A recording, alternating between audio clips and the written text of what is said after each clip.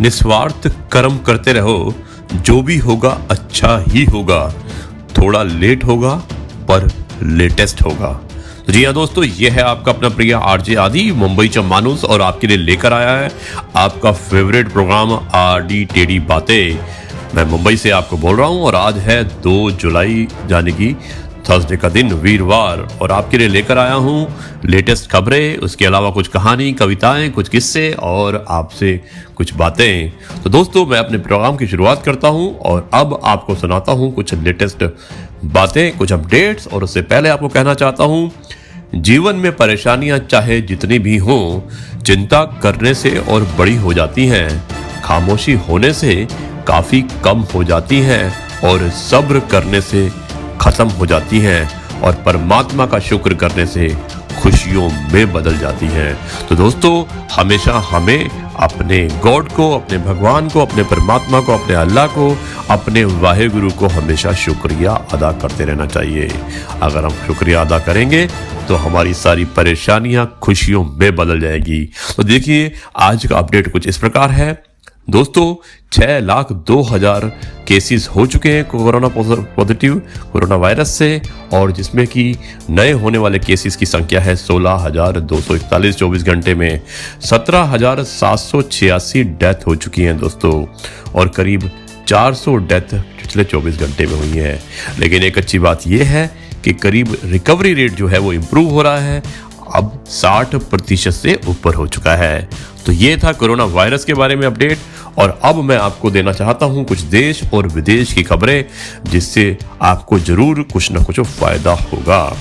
तो दोस्तों, European union ने 15 कंट्रीज के लिए अपने इंटरनेशनल बॉर्डर्स को खोल दिया, यानी कि लॉकडाउन के बाद उन्होंने 15 कंट्रीज के लिए इस इंटरनेशनल बॉर्डर को खोल दिया है, यानी कि लोग आ सकते हैं, जा सकते हैं दोस्तों। उसके अलावा हांगकांग, जिसमें कि चाइना ने अपना सिक्योरिटी लॉ आज से जारी करने की कोशिश की है और जो अप्रूव कराया है अपने कैबिनेट के अंदर, उसके अगेंस्ट एक बहुत ही बड़ा भयंकर प्रोटेस्ट हो रहा है हांगकांग में।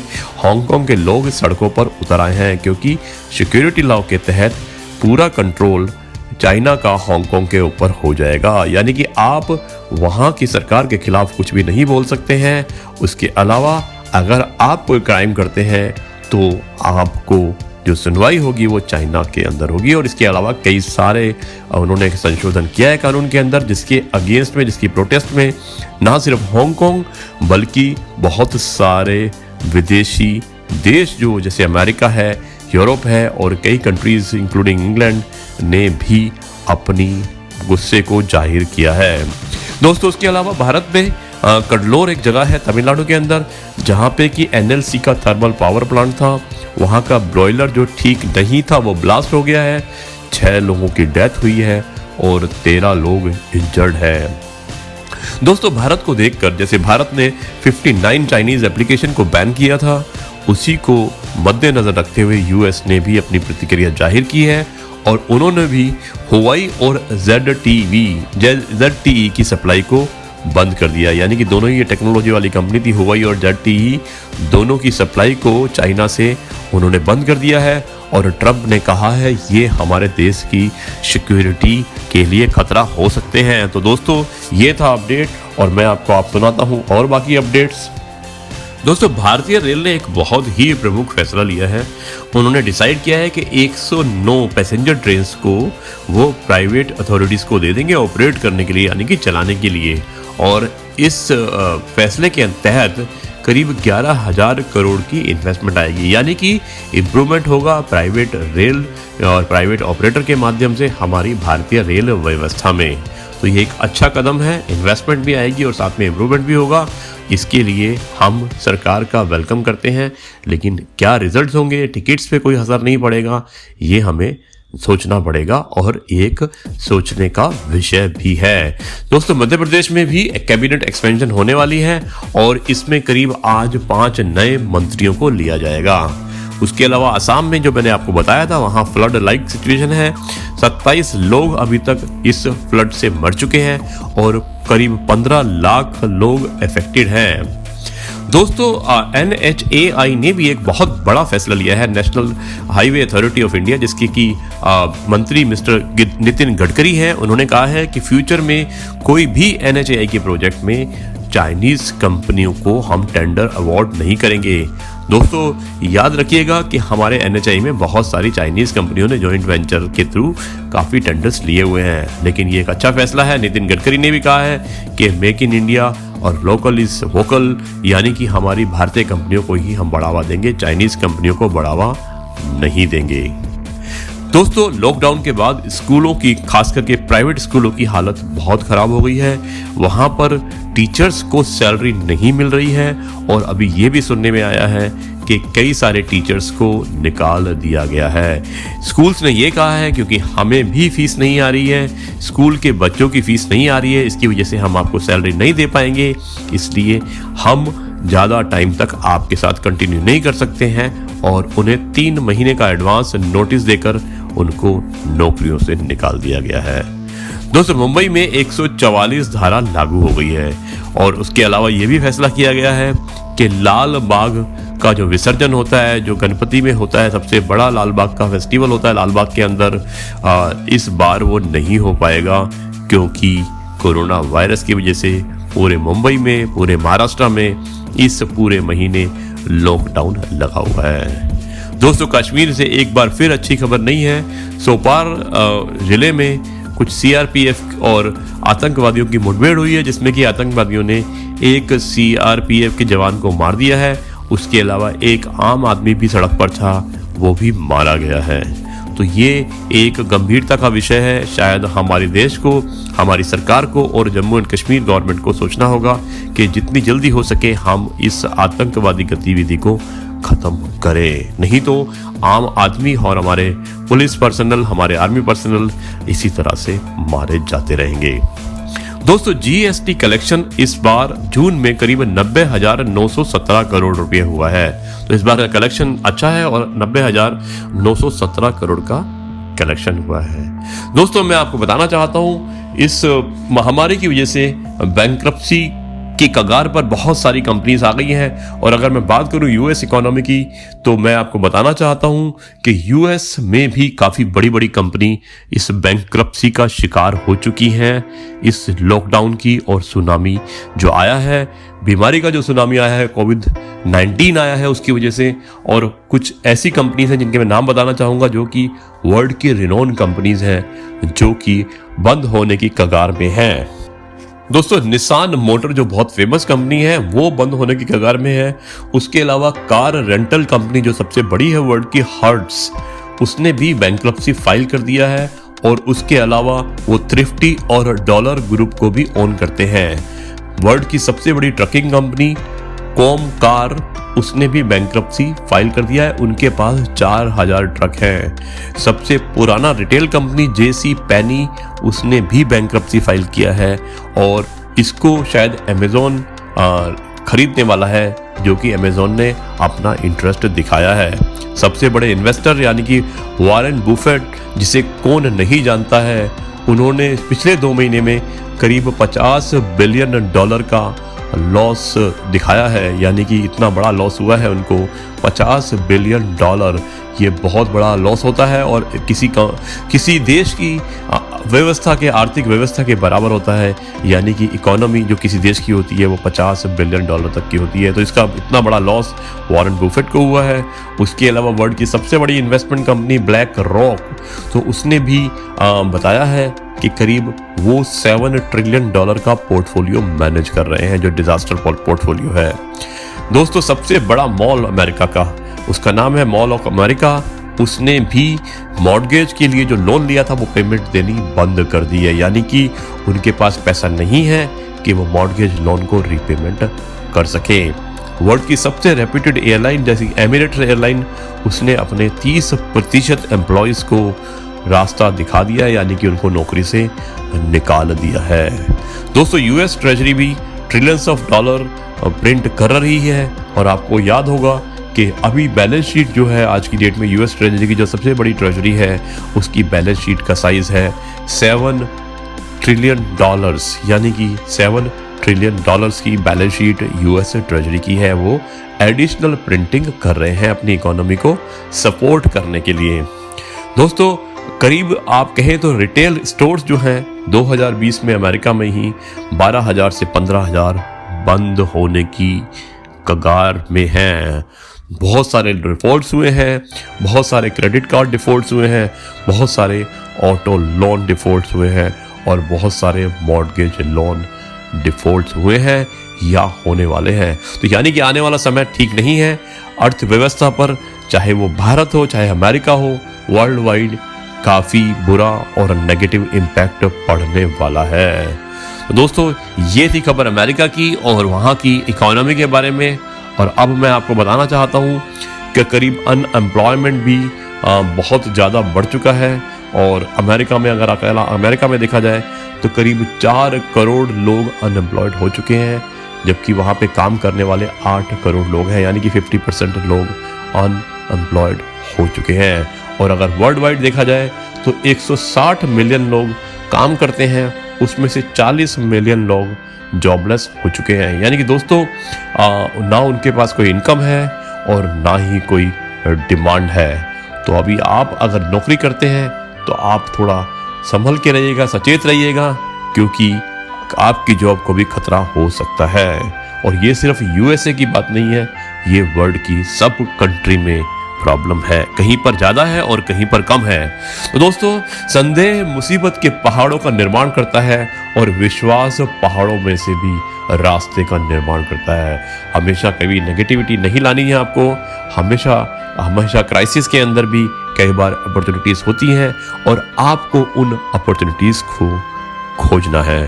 सो be positive, stay positive, be fit and be healthy. तो यह है आपका अपना प्रिय आरजे आदि और आपके लिए लेकर आया है प्रोग्राम आड़ी टेढ़ी बातें फ्रॉम मुंबईचा मानुस। और आज दिन है 2 जुलाई 2020 और वीरवार।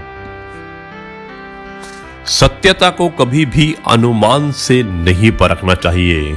और दोस्तों, मैं आपको कहना चाहता हूं, हमें अपनी मंजिल तो बहुत अच्छी लगती है, लेकिन उस तक पहुंचने वाले दुर्गम रास्ते पर हम चलना ही नहीं चाहते। रास्ते की दुश्वारियां हमको चुभने लगती है और अक्सर हम लक्ष्य को अभेद मानकर चलने से पहले ही हार मान लेते हैं।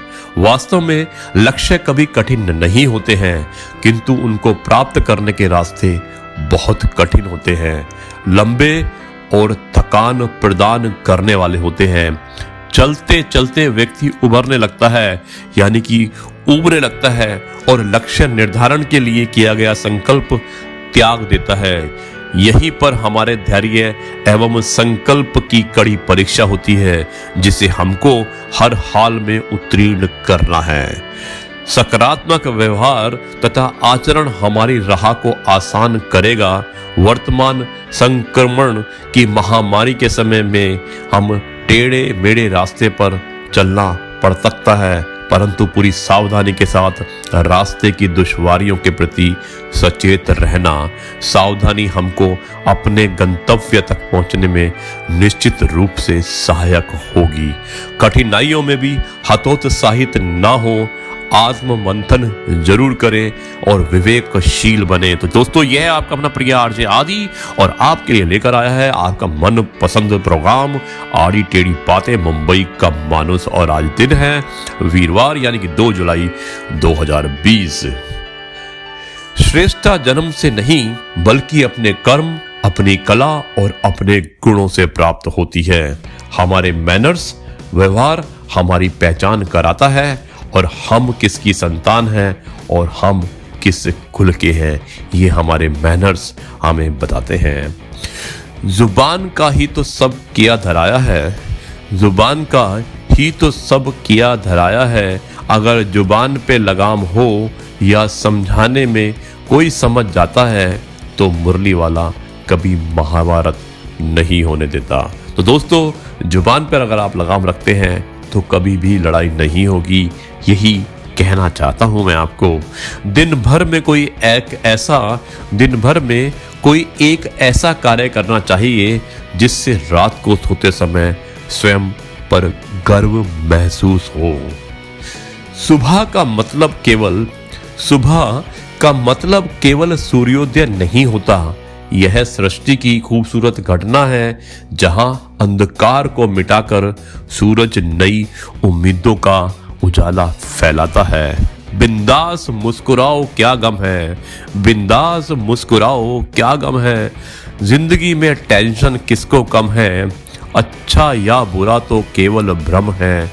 जिंदगी का नाम ही कभी खुशी कभी गम है।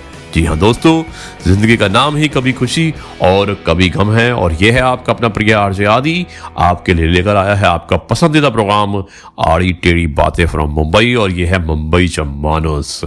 दोस्तों, अब मैं आपको अपने प्रोग्राम को खत्म करने से पहले एक कहानी सुनाना चाहूंगा, और मुझे उम्मीद है कि जिस तरह से आप मेरे प्रोग्राम को पसंद करते हैं उसी तरह से इस कहानी को भी जरूर पसंद करेंगे। दोस्तों, मेरी कहानी का शीर्षक है सेहत का रहस्य, और कहानी इस प्रकार शुरू होती है। बहुत समय की बात है, किसी गांव में शंकर नाम का एक वृद्ध व्यक्ति रहता था।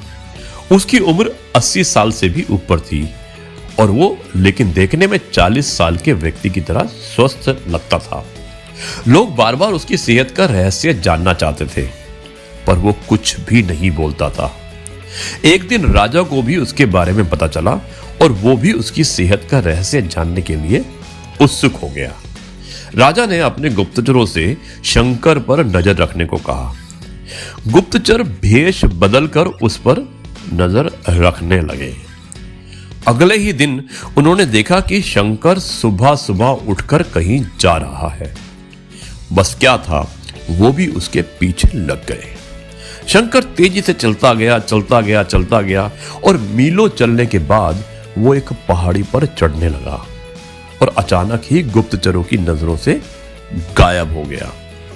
गुप्तचर वहीं पर रुककर उसका इंतजार करने लगे। शंकर कुछ देर बाद वापस लौटा, और उसकी मुट्ठी में कुछ छोटे छोटे फल उसने पकड़ के रखे हुए थे, और उन्हें हुए खाता हुआ आ रहा था। गुप्तचरों ने अंदाज लगाया कि हो ना हो शंकर ने इन्हीं रहस्यमयी फलों को खाकर इतना अपने आप को स्वस्थ बना के रखा हुआ है। अगले दिन क्या था, दरबार में उन्होंने राजा को सारा किस्सा सुना दिया। राजा ने उस पहाड़ी पर जाकर उन फलों को पता लगाने की आदेश दिया। राजा ने कहा कि पहाड़ी पर जाओ और पता लगाओ कि वो कौन से फल हैं जिनको खाकर शंकर इतना स्वस्थ और इतना यंग लगता है। पर बहुत खोजबीन करने के बाद भी कोई ऐसा असाधारण फल वहां पर नहीं दिखाई दिया, और अंत में थक हार कर राजा शंकर को दरबार में हाजिर करने का हुक्म देना पड़ा। यानी कि राजा ने शंकर को दरबार में बुलाया, क्योंकि उन्हें मालूम नहीं चला कि पहाड़ पे ऐसा कौन सा फल है जिसे खाकर शंकर इतना हष्ट-पुष्ट और स्वस्थ और यंग दिखता है। राजा शंकर, इस उम्र में भी तुम्हारी इतनी अच्छी सेहत देखकर हम प्रसन्न हैं। बताओ तुम्हारी सेहत का रहस्य क्या है? ये राजा ने शंकर से पूछा।